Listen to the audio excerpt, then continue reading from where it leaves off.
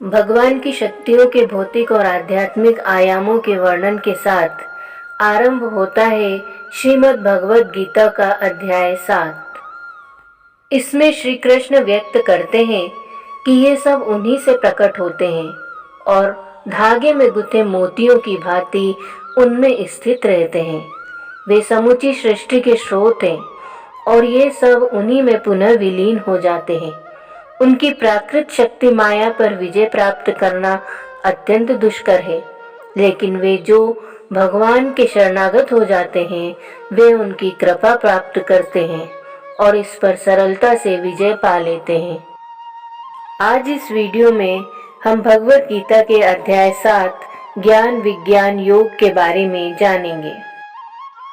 पहले श्लोक में परम प्रभु ने कहा, हे अर्जुन, अब यह सुनो कि भक्ति योग के अभ्यास द्वारा और मेरी शरण ग्रहण कर मन को केवल मुझ में अनुरक्त कर और संदेह मुक्त होकर तुम मुझे कैसे पूर्णतया जान सकते हो। दूसरे श्लोक में भगवान श्री कृष्ण कहते हैं, अब मैं तुम्हारे समक्ष इस ज्ञान और विज्ञान को पूर्णतः प्रकट करूंगा, जिसको जान लेने पर इस संसार में तुम्हारे जानने के लिए और कुछ शेष नहीं रहेगा। तीसरे श्लोक में भगवान श्री कृष्ण कहते हैं, हजारों में से कोई एक मनुष्य सिद्धि के लिए प्रयत्न करता है और सिद्धि प्राप्त करने वालों में से कोई एक विरला ही वास्तव में मुझे जान पाता है। अर्थात श्री कृष्ण आध्यात्मवाद के लिए पूर्णता शब्द का प्रयोग करते हुए कहते हैं, हे अर्जुन, असंख्य आत्माओं में से बहुत कम अनुपात में आत्माओं को मानव शरीर प्राप्त होता है।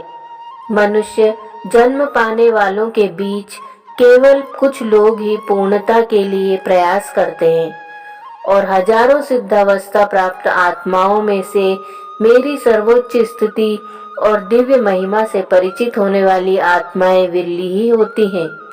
भगवान आगे कहते हैं, हे अर्जुन, मैं तुम्हारे समक्ष खड़ा हुआ अपने स्वरूप में जो हूँ उसे भक्ति के अलावा अन्य किसी साधन से नहीं देखा जा सकता।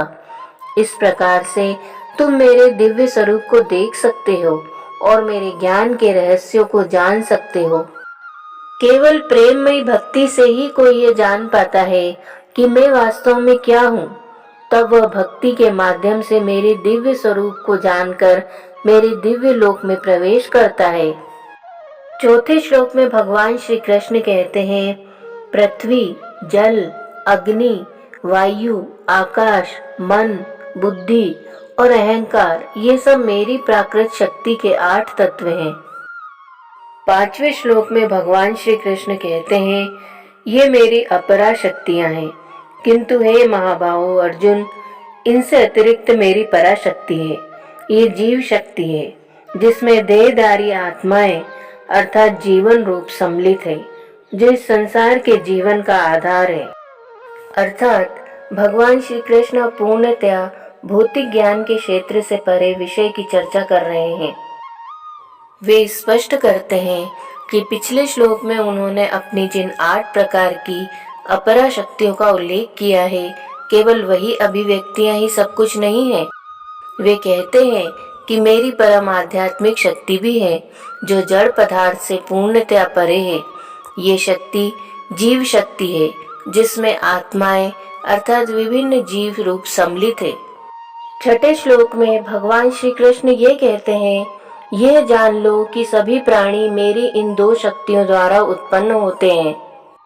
मैं संपूर्ण सृष्टि का मूल कारण हूँ और ये पुनः मुझ में विलीन हो जाती है। अर्थात भौतिक जगत के सभी प्राणी आत्मा और पदार्थ के संयोग से अस्तित्व में आते हैं। पदार्थ अपने आप में जड़ है। आत्मा को शरीर रूपी वाहन की आवश्यकता पड़ती है। इन दोनों शक्तियों के संयोजन से जीव उत्पन्न होता है।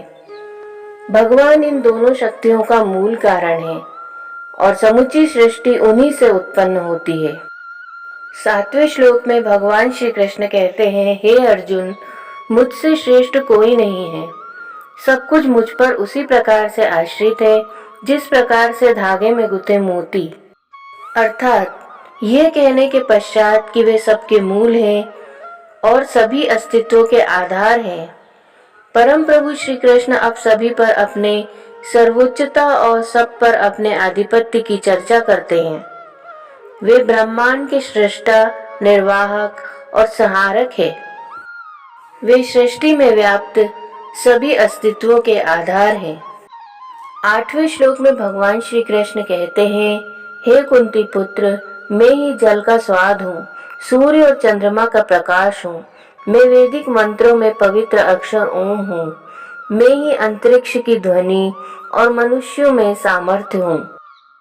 भगवान श्री कृष्ण 9वें श्लोक में कहते हैं, मैं पृथ्वी की शुद्ध सुगंध हूँ और अग्नि में दमक हूँ, मैं सभी प्राणियों में जीवन शक्ति हूँ और तपस्वियों का तप हूँ। अर्थात श्री कृष्ण अपना वक्तव्य जारी रखते हुए आगे वर्णन करते हैं कि वे किस प्रकार से सभी वस्तुओं का आधारभूत तत्व हैं।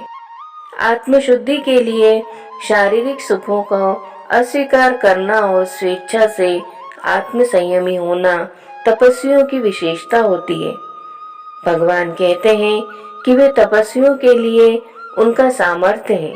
पृथ्वी पर वे सुगंध हैं जो कि उसका मूल गुण है और अग्नि में वे प्रकाश की ज्योति हैं। 10वें श्लोक में भगवान श्री कृष्ण कहते हैं, हे अर्जुन, ये समझो कि मैं सभी प्राणियों का आदि बीज हूँ, मैं बुद्धिमानों की बुद्धि और तेजस्वियों का तेज हूँ।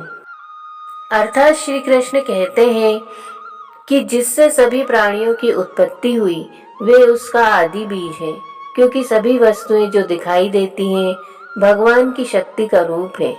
उत्कृष्ट मनुष्य में प्रदर्शित होने वाले सद्गुण सब भगवान की शक्तियां ही है जो उनमें प्रकट होती है। बुद्धिमान पुरुष अपने विचार और मतों को अत्यंत प्रभावशाली ढंग से व्यक्त करते हैं।